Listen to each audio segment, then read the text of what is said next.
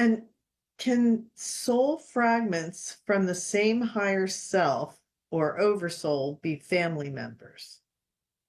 For example, can cousins be soul fragments from the same higher self? There's no Or such another thing as idea. soul fragments.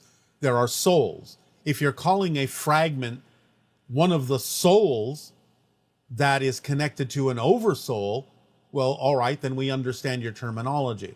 But there are no soul fragments. Souls are whole beings. Okay, and is it true that twins have the same oversoul? They can, they don't have to, but they can. It may be very likely, but it doesn't have to be absolute. In the case of identical versus fraternal, is there any difference regarding oversoul It is more connection? likely that identical might be extensions of the same oversoul. Again, it's not an absolute. And it might be more likely that twins that are only fraternal and not identical might still be extensions of the same oversoul, or more likely extensions of different oversouls for different reasons. But again, you have to take it on a case by case basis. Both are possible, but it's not an absolute. It depends on the purpose for the creation of the reflection of the twin or the triplet or what have you. So I'm coming back to the idea of soul fragments. So there is no such thing as a soul fragment. No. If you're referring to a soul fragment as simply one of the souls that make up an oversoul, then again, we understand the way you're using that terminology. But there is no such thing, aside from that expression, as a soul fragment. Souls are whole beings. There is no fragment of a soul. Okay. And if this person's saying they know they're a soul with a body, but is it possible for an oversoul with to have many different bodies? Well, yes, that's exactly what an oversoul does. An oversoul has many different souls, and each soul can have an incarnational physical experience or a body. That's exactly the description of the idea of how the oversoul experiences itself, because many of the souls that make it up may choose to have incarnations in different places and different times, and all of that experience as physical beings feeds back through the soul to the oversoul that is having all those experiences at the same time. And this person would love to know what determines the oversoul group that we end up being in. Also, once an oversoul group, is manifest, do we remain in that group permanently? Yes, you don't end up being in an oversoul. You start out that way. That's who you are. You're part of that vibration. You're part of that larger aspect of all that is. And then as an individual soul, you are an extension of that oversoul. That's who you are. You don't end up being there. And how common is it for people with the same oversoul to meet in the same lifetime? It's quite common.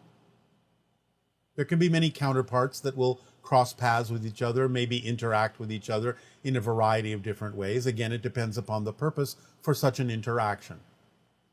So I'm not saying it happens all the time, but it's quite common.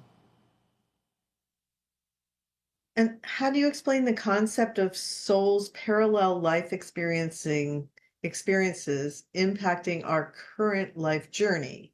And what implications does this have on the infinite potential of our souls? Well, again, this is what we've talked about many times when you talk about the idea of incarnations, past, present, future, where you're making cross connections energetically, informationally, sharing that information between different experiences that all coexist simultaneously, whether they seem to be in your historical timeline or in a parallel reality, doesn't matter. You connect to what you need to connect to draw information and experience from what serves your particular life path. So you're always plugging into and unplugging from different experiences in parallel realities to inform your life path, as other beings are doing for you, plugging into you to draw down your experience and information into them to help them with their life path, because it's just like one giant dynamic interactive internet. You're constantly sending and receiving information to different versions of extensions of different souls and parallel realities and what have you, in order to inform your path while you help others inform their path. And does the higher mind or soul take feedback from the physical mind or the personality? For example, if someone is done and they've changed their mind about exploring something because it's actually more painful than they anticipated, can they terminate the agreement? And how can they do that? No, you cannot terminate an agreement. You can postpone it, you can delay it, you cannot terminate it. An agreement is something that, in a sense, is part of your experience as a soul, that makes you unique, that makes you what you are. So when you have set up within yourself the parameters that allow you to experience parts of who you are, you cannot terminate that, because it would be like terminating a part of yourself, and you can't do that ultimately. You can postpone it. You can decide to leave physical reality before your prescribed time, the time that you originally set up, your end point, your exit point, because that's what you call suicide, when you leave early.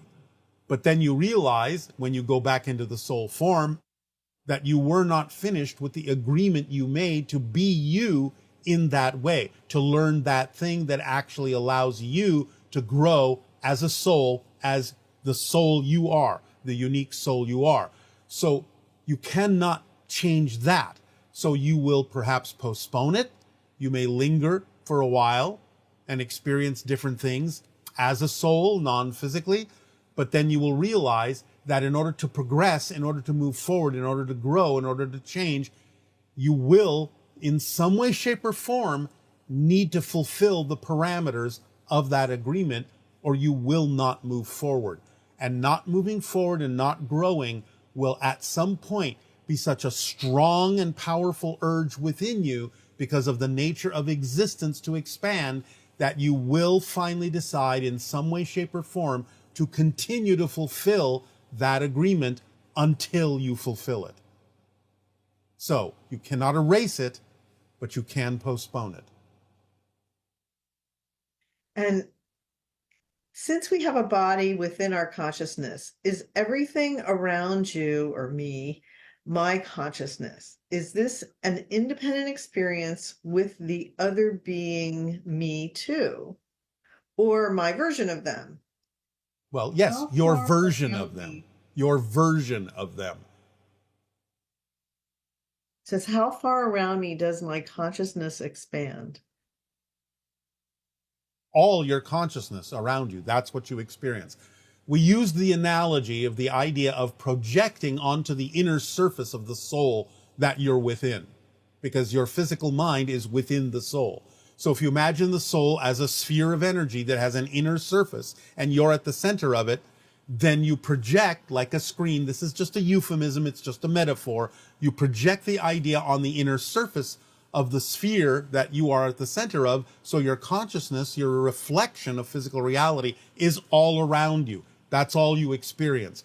But that means you're experiencing your version of other beings, other souls, who are experiencing you as their version of you projected on the inner surface of their soul sphere, so to speak. This is just a crude, simplistic analogy. But again, it doesn't mean you're not interacting with other beings. That takes place on a different level. But you're creating, as a physical mind, all of those interactions out of your own energy, because you are at the center of your soul sphere, projecting it on the inner surface of that sphere, euphemistically speaking. It's interesting because what you've described is very similar to what a person experiences inside of the sphere in Las Vegas. Yes. That's why, again, you create these things to represent what's actually going on in reality, and your culture chooses to create representations of that idea. As you open your consciousness up, it's reflected in your technology all the time, in your culture, in your stories, so on and so forth. Fascinating. Yes. Um, is it correct that some souls incarnate on Earth compulsorily? And how does this come to be specifically? How does free will relate to this? You always have free will as a soul. It's not compulsive. You choose to incarnate. Now, you may feel as a soul, so to speak, that it's important for you to do so. And if you want to call that a compulsion because you know that that's going to really help your soul grow and you are really driven to do that, well, fine. Then that can be, in a sense, a compulsion. But it's not something that is compulsive. You have a choice. Can entities interfere with the communication between the triad mind? And if so, what are some of the common reasons why this interference takes place? No, there's no such thing as that kind of interference in the way that you mean it. Again, you can choose to change your vibrational frequency to match frequencies of other beings, and in that way, you're influencing yourself in a way that makes it appear as if it might be coming from another being, but it's your own energy at a certain frequency that is experienced as interference, but it's not actually possible for another entity to interfere. Okay, and this person is asking, how can I become an oversoul if I'm an individual soul now? You can't. You are an individual soul. You are part of an oversoul. Again, in spirit, you can have the experience of perceiving yourself as an oversoul, but the oversoul exists at the same time that your soul does. So you don't become an oversoul. You simply have the ability to experience yourself from the oversoul perspective as a soul. Okay. And this person is saying that they believe that nothing can affect them in a negative way unless they are a match to that energy. Is that a true belief? Yes, if you actually believe it, you know it, you understand it. That's the way things work. Nothing can affect you that you don't choose to be affected by. And that's why it's so important to get into touch with the beliefs about why you believe it might be necessary to change your frequency to make it appear as if you're being affected negatively by something else. And does that sort of relate to the question the individual had about changing their life theme that they were experiencing in a painful way because they decided that the path they had chosen for this life was too painful? Is that also an answer to that issue of Yes. experiencing life in a painful way, wanting to Yes. escape it? Yes. Now And remember, yes, remember, the only reason life appears too painful is because of the belief systems you're holding on to that make it so. The journey, the path that every soul chooses is never actually too much to bear. It is something you have chosen for your soul's growth, to transform, to experience, to challenge yourself with. The only way it starts to appear to be too much to bear is because you're not allowing your belief system to align with your core frequency in a way that lets you know that you can handle the challenges you chose to face from the soul's perspective. So it is up to the physical mind and the belief system that makes up the physical mind to alter its beliefs in such a way as to experience that the challenges the soul chose are not something that is too much to bear. You can handle it if you align your beliefs to your core frequency, if you let go of those beliefs that are negative and fear-based. You will be a match for the soul's path that the soul chose. It only becomes overwhelming when you have beliefs that are contrary to your core frequency as a being, as a soul.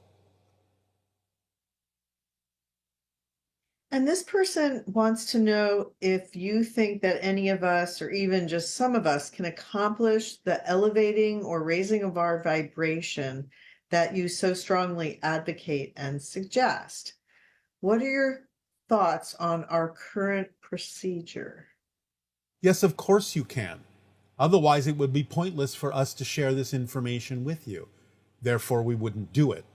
So the fact that we are sharing this information is a representation of the principle of the one-sided coin that we've talked about many times.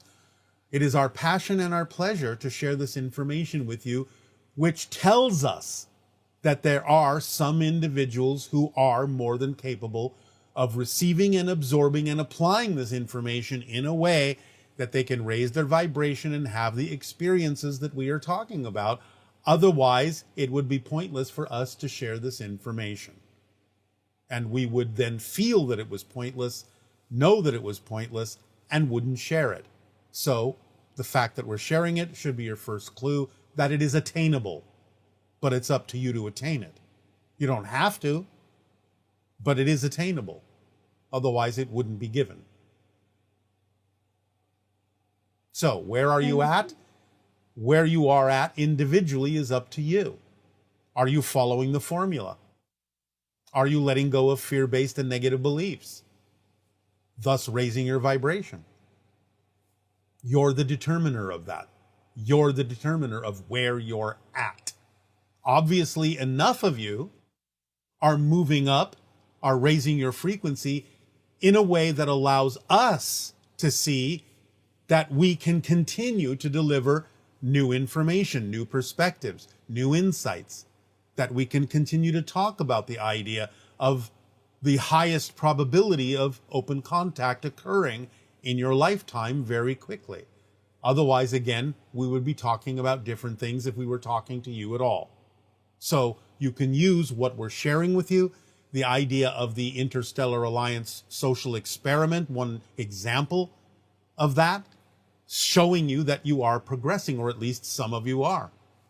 So use what we're sharing with you as an indicator that you're progressing, if you are even aware of what we're sharing with you. Otherwise, you wouldn't be aware of it. And since we cannot perceive what we are not the vibration of, how can we reach a person or entity with higher truths for help when we are in a very low state? If you do reach the person, if you do reach the help, if you do match it, if you do have the ability to encounter it, then it means a part of the mix of your frequency contains the ability to do that, even though overall you might be functioning at a lower frequency. So you always contain the potential for that frequency to show itself and to access the information that you need. Remember that as physical beings, you are compartmentalized in many ways in your consciousness. Therefore, that may mean that there are still parts of your consciousness that are capable of operating on a higher frequency, even though it may not be the majority of those parts of your consciousness, but sufficient enough to reach out for and receive the assistance that other beings of higher frequency are sending to you. Okay, and how do you combine genuine service to others with our unchangeable motivational mechanism, i.e., the mechanism that says we will always do things that are move towards what's good for us and away from the things we perceive as being not good for us? All right, well, that is not worded correctly. The motivational mechanism doesn't make you move toward things that are good for you. It makes you move toward things you believe are good for you. Big difference. Big difference. Belief is the key. So you may not move toward things that are good for you because you have a belief that the alternative is worse. So pay attention to the idea of how the motivational mechanism actually works. It doesn't make you move toward things that are good for you. It makes you move toward things you believe are good for you, which may not be the case.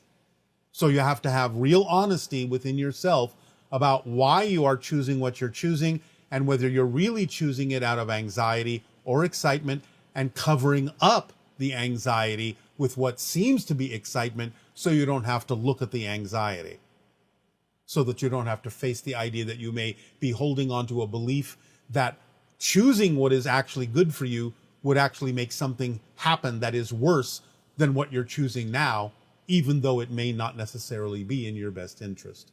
So be clear in your understanding of how the motivational mechanism actually functions.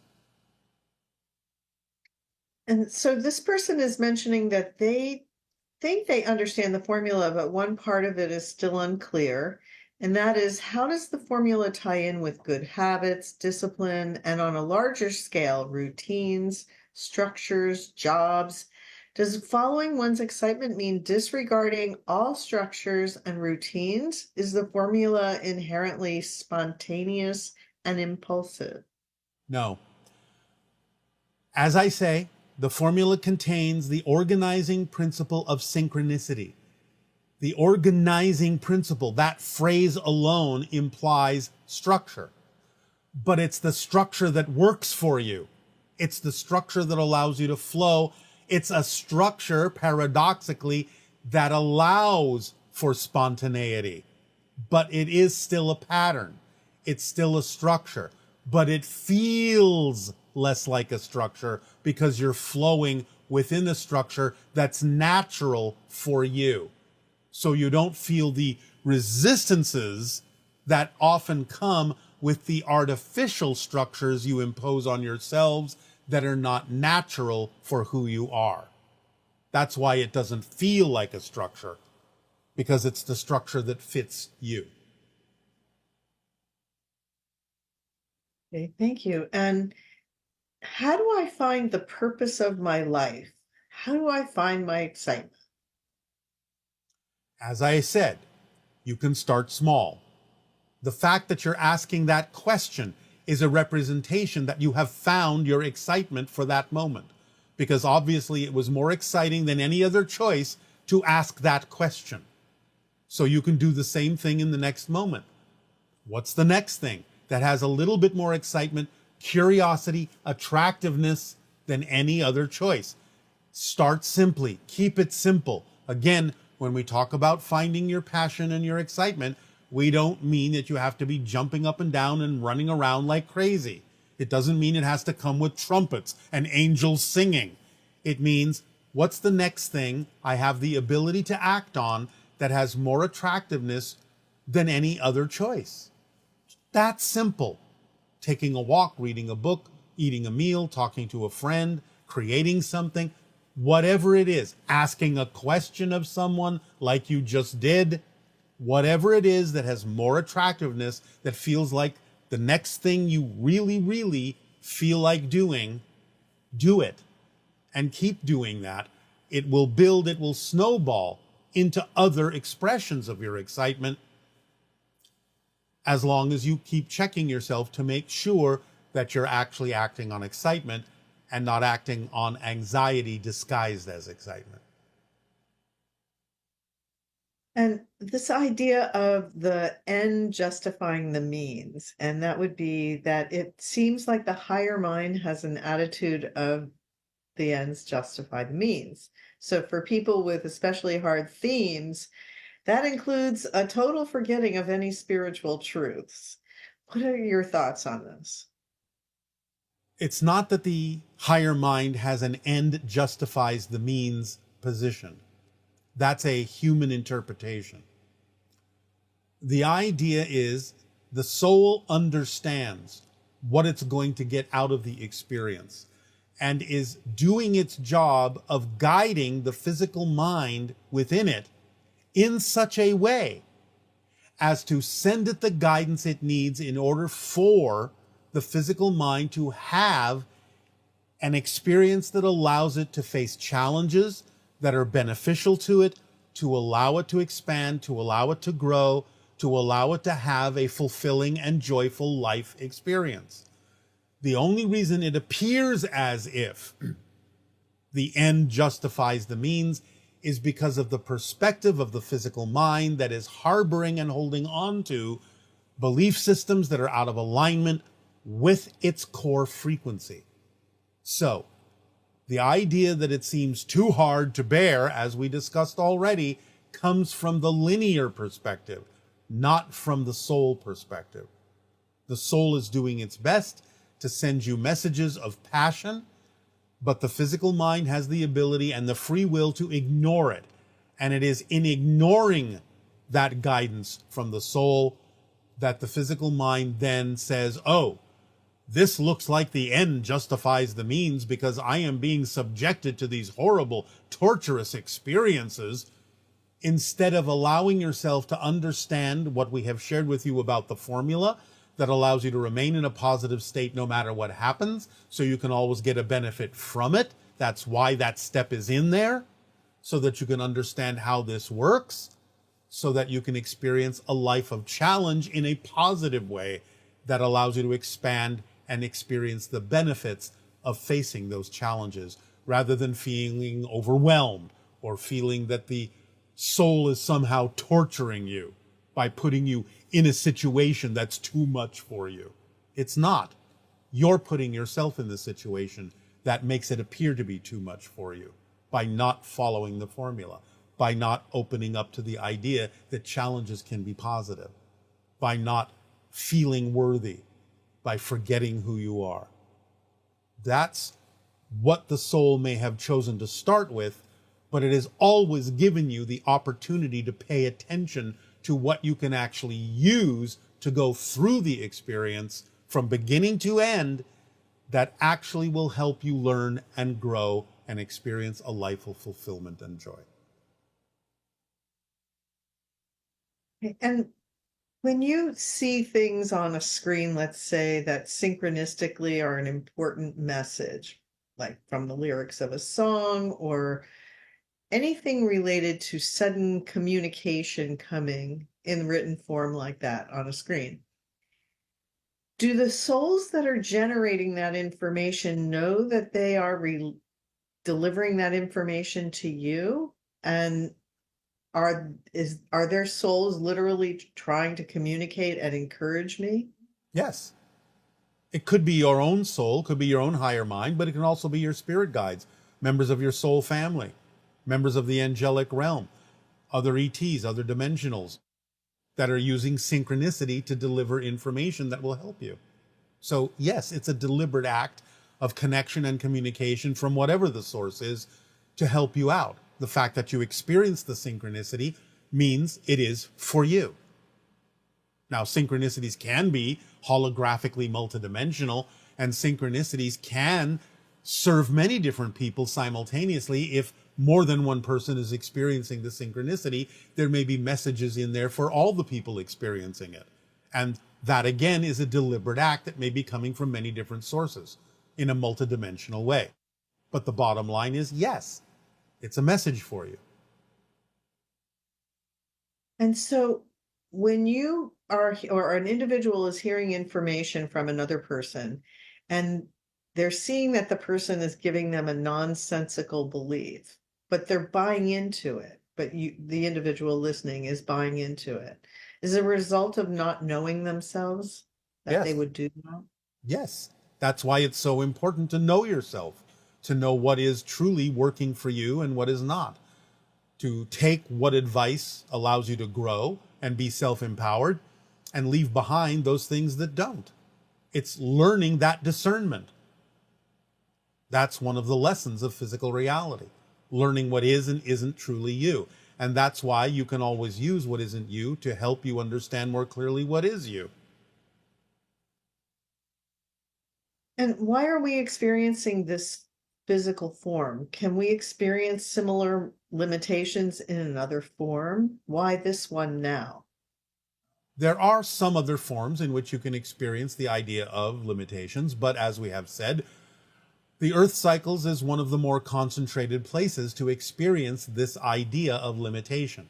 And therefore it means, as we have said, it's a master graduating class. You have decided to take a class that allows you to really stretch and exercise the powers you know you have accumulated in the growth of the soul up to this point. So in other words, you don't choose to stay in kindergarten or first grade forever. You say, all right, let's move on to the second grade and the third grade and the fourth grade. I'm going to learn more. I'm going to push myself. I'm going to challenge myself. Otherwise, it would be, quote unquote, boring to do the same thing over and over again. Let's see. Where can I find something that's a real interesting challenge? Oh, look at what's going on Earth. Let's do that. We're ready for that. We're ready to really accelerate our growth. We're really ready to learn some interesting things because that's the school that offers it. That's why people choose to go to college. That's why people choose to have master's degrees, PhDs. They want to continue to learn and grow and stretch and expand. Earth is one of those places where you can really do some expanding if you get the point, if you learn what the class is all about, if you're willing to learn the lesson. When the Earth School began, for humans, I suppose, Yes. how did that whole thing get created? Was that like a convergence of a multitude of consciousnesses Yes. coming together and thinking this up, or as a Yes. continuation of a whole Yes. galactic story? Is that Yes. Yes. Yes. Yes. Groups of individuals, groups of souls, councils of souls, soul families, everyone participates in the creation of an experience like a planet called Earth and similar planets and all planets.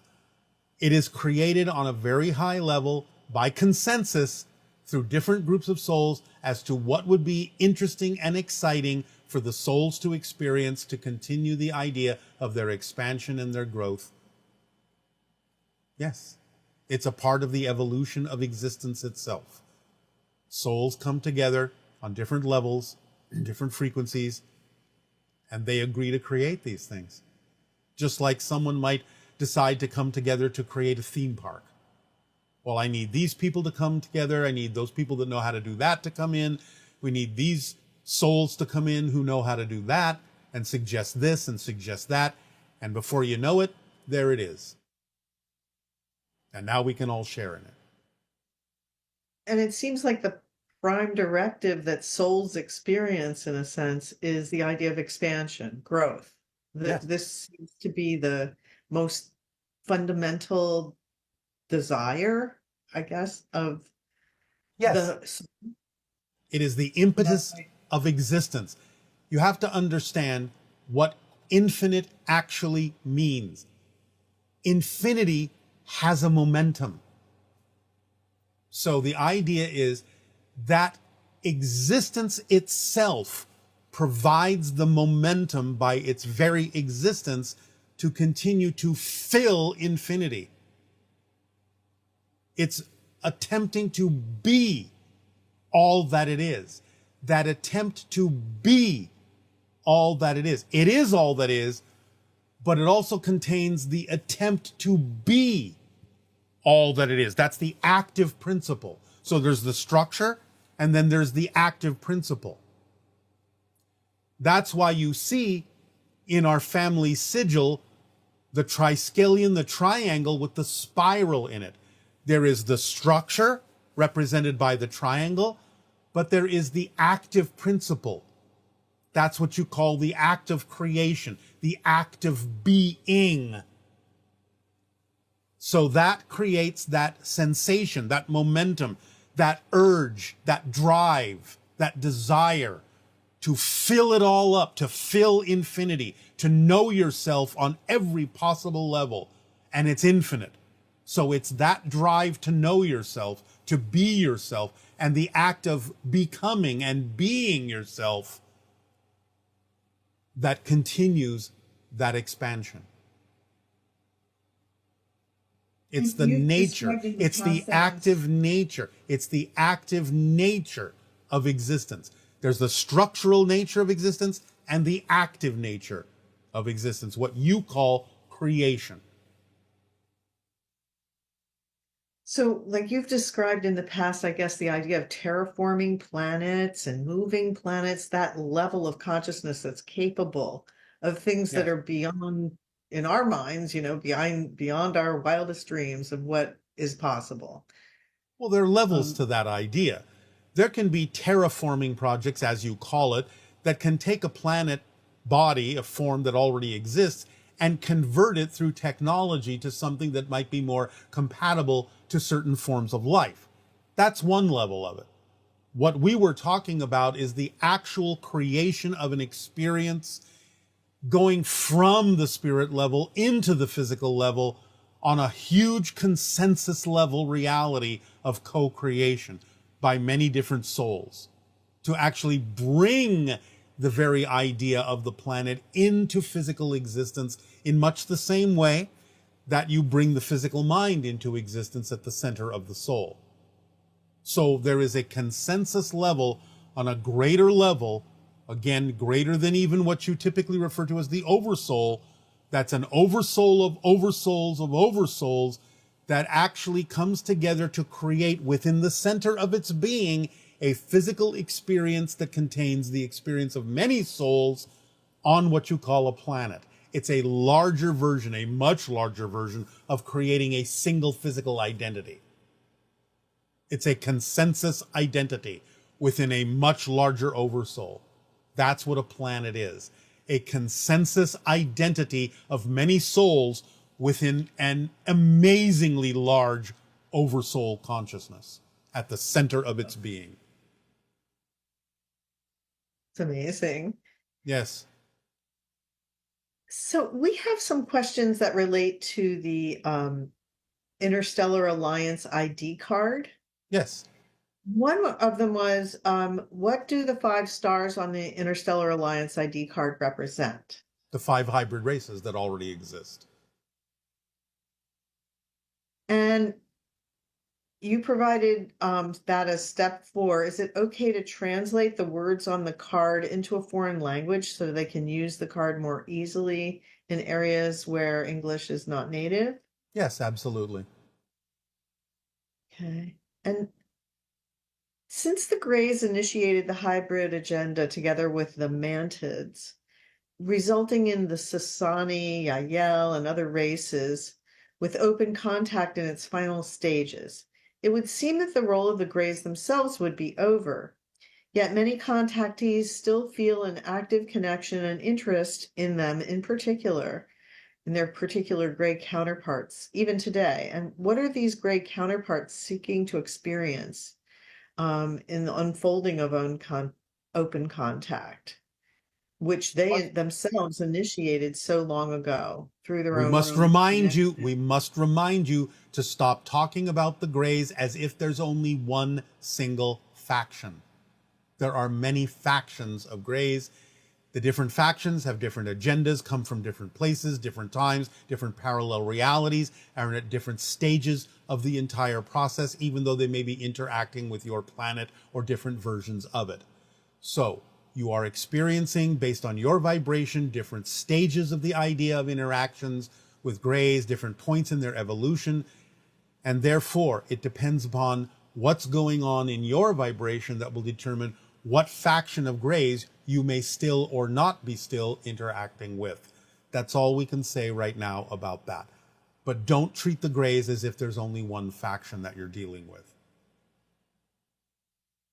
Okay, and this person says they were told that reptilian beings are dangerous in the Sedona area at this time. Is No, that no, accurate? no. It is not correct. Okay. Are there a lot of misunderstandings about, I guess, reptilians, and are Yes, they as I've said are before, they are a certain kind of species that invokes in the limbic system of your physical brain the idea of a fight or flight response because of the nature of their vibration, because you look at them as predatory, because that's the way you relate to the idea of reptilian DNA. And therefore, humans, mammalians, have a fight or flight survival fear-based response to exposure to the reptilian vibration. It doesn't mean they actually intend to do you harm. It's just the nature of their frequency as it relates to the nature of the mammalian frequency that represent human beings. okay? And this person is saying, let's say I experience open contact 3 to 6 years from now. Will I be able to learn specialty skills from members of the Interstellar Alliance, for example, as a different form of higher education? How might one then be able to use those skills on Earth? Well, yes, of course, that's going to be possible. And of course, you will be learning things that obviously will be applicable to Earth society. So when you choose a subject, then you will understand how it is applicable on Earth. Okay, and this person is saying they would like to know, how does one know the difference between what the higher mind is advising versus what the physical mind is thinking? Basically, how do we distinguish the voices in our head and know which path to follow?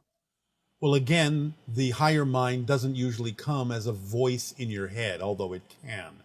It's more about the idea of, again, seeing the reflection in a situation, in a circumstance, in an opportunity that is filled with excitement, curiosity, attractiveness, and passion. That's the way that the higher mind communicates with the physical mind. You translate its messages into the sensation called passion, curiosity, excitement, attraction. It's different than the idea of what the physical mind thinks about it. That's a reflective reaction. Because again, thinking and thought patterns come from the beliefs in the physical mind. If you let yourself feel in your heart what it is you are truly excited about being and doing, that is more representative of a communication from the higher mind, as opposed to the idea of the thinking thought patterns that the physical mind exhibits about what the higher mind has sent it. Okay, and this person is saying, to be honest, I'm not sure that the idea of open contact will really manifest in my reality because I have never particularly been interested in UFOs or aliens. However, since embarking on a spiritual path, as a natural progression of life events, I came across your material, and some of what you say really resonates with me, or as you put it, strikes a chord.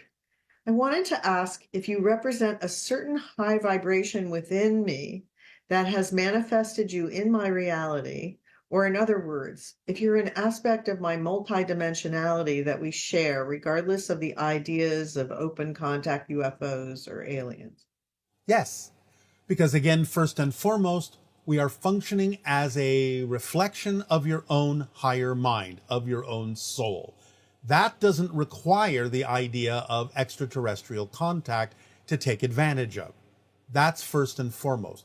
It can lead more easily to the idea of open contact to allow your own physical mind to connect more strongly with your higher mind, your soul. But that's the first step, is a representation of your own higher mind. That's how we function. Now, the fact that you're asking the question of an extraterrestrial can be an indication that it is a high probability that this will lead to some form of contact. But no, it doesn't have to. The most important thing is that it helps you understand how to communicate with your own higher mind to interact with us. And how would you compare the idea of having an interdimensional communication or encounter with another being versus ET contact?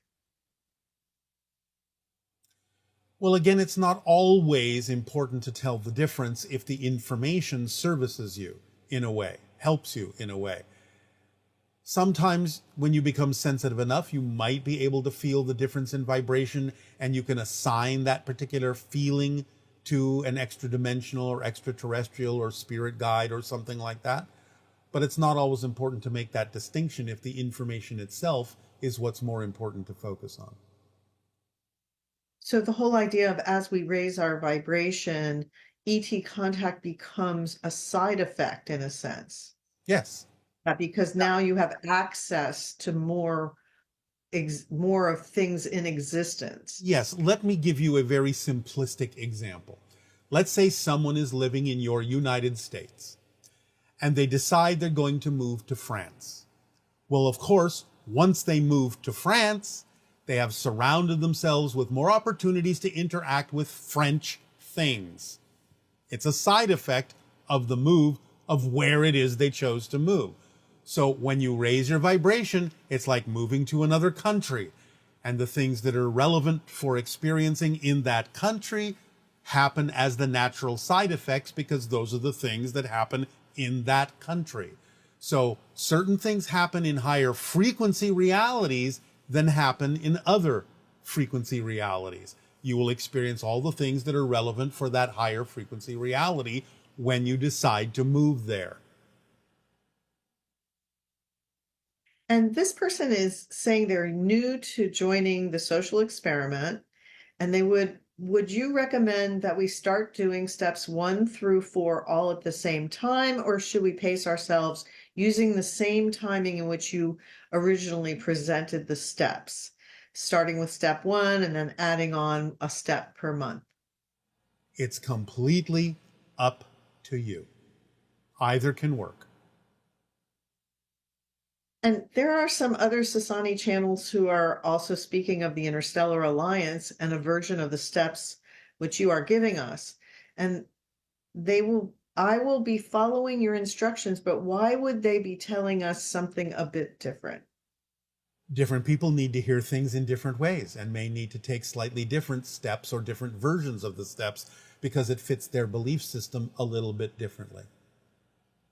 So we will give you all the choices, multidimensional, holographically, all the different ways in which the steps can be done based on the different belief systems, the different styles of approach, the different way you absorb information, the different ways you interpret things based on your belief systems and your life experiences. So sometimes a step has to be altered slightly for this belief system and cultural experience. Sometimes it has to be altered slightly for this different belief system and cultural experience. Essentially, they'll all get you to the same basic place.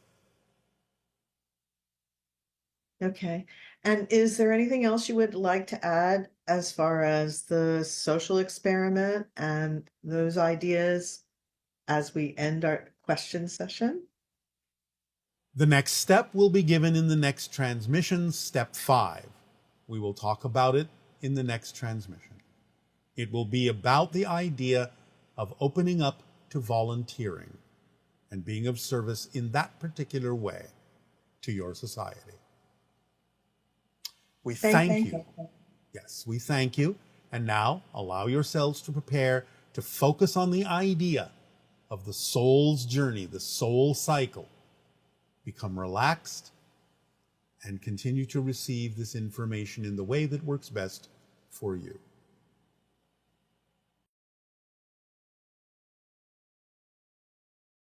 And now we would like to invite everyone to become relaxed, to breathe deeply and easily, to add whatever sounds or lights you feel should accompany the idea of the upcoming meditation, or simply sit in silence if you prefer. Eyes open or eyes closed, but allow yourselves to imagine in a relaxed way the idea we have described of the sphere of light that you are as a soul, and imagine it with vibrations that are condensing a part of itself down and down and down into the center of its being, into this little crystalline seed that represents the physical persona, the physical experience, the physical reality, that this seed then uses those vibrations to project onto the inner surface of the soul sphere as a screen to make that reality seem to be outside of itself when in fact it's within. But that projection happens because of the focus, because of the concentration, because of the desire to have a space-time linear physical experience. Then the soul functions like a screen wrapped around that central crystal to allow the inside of that sphere to function as the screen for a projection of a reality reflection that is happening and coming from the experience of that little crystalline seed within the soul. Now imagine that crystalline seed expanding back out again as it expands its awareness and becomes aware of how to use those vibrations to connect to all the parallel realities and other dimensions and the higher mind soul of itself, and imagine it contracting and expanding like the soul is breathing the physical being into existence, into life, and then allowing it to expand back out to its soul self, and again breathing it out, breathing it in, breathing it out, breathing it in. The soul contracting within itself and expanding within itself, never diminishing as a sphere of light. The sphere of light itself does not contract. The contraction happens within it. It always remains there as the higher mind for the connection of the crystalline seed that is the physical personality.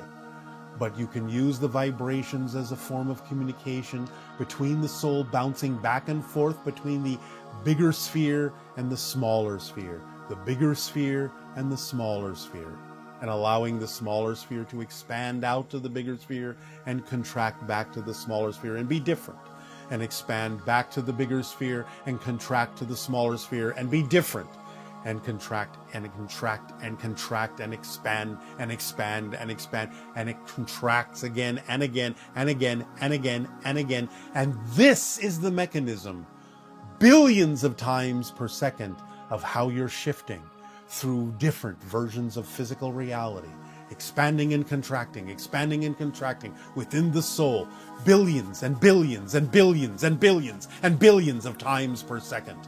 Faster and faster and faster, flickering and flickering and flickering, always being different when you contract into that crystalline seed. Different, different, different, different, different, new, new, new, moving forward, expanding, expanding, expanding, but never quite the same contraction. A little bit more expanded each time, to have a different navigation into a different version of Earth as you navigate to ones that are more representative of what you prefer to experience. Being a more expanded being, being closer to the idea of what you are as a soul in every new experience of your contraction, never contracting quite as far, to be a more expanded fourth density being, to become in your evolution the idea of a quasi-physical being that has the traits and qualities of physical reality and spirit, a cross between the physical and astral forms, to be connected to the idea of your soul as the higher mind, and to express it through the expanded version of your being within the center of that soul that contracts but never quite as far as it used to allow that lesser contraction, that more expanded version, to take advantage of the vibrations in the soul and to express them in your life, to allow yourself to experience that joy, that unconditional, unbridled love and joy that is the ecstasy of existence itself, the ecstasy of source, your beingness, your truth, your vibration, your essence. Imagine that expansion and contraction, slowed down so you can perceive it, but knowing that even as you perceive the slow expansion and slow contraction, that it's going much faster at its natural pace to create the shifts that you experience, being a new being in the center every moment that is more and more expanded, a little bit closer to becoming the full soul, but remaining physical, so you can experience the beauty and joy and creativity and imagination of the fourth density physical reality that you are all evolving toward. Keep that vision in you. Know that's who you are and what you are, and that your natural state of spirit will continue to guide you as the higher mind, as you experience more expansion of your physical mind, to experience more that life has to offer in the totality of creation and existence that is relevant for your path and your journey in this physical experience you call life. Breathe it in, relax into it, and remember, you do not have a soul, you are a soul. Be the soul that you are, and let the personality expand back to the degree it needs to experience all that it can be in harmony with itself, in beauty, in love, in light. And welcome home. We thank you for allowing us to share this image, this vision, this powerful meditation of your soul with you in the soul cycle, this day of your time, within the time you are creating yourself to experience on this journey, on this path that you call you. For that's what it is. It is you. It is source and it is you. It is soul and it is you. It is life and it is you. Our unconditional love to you all. Ave. Good day.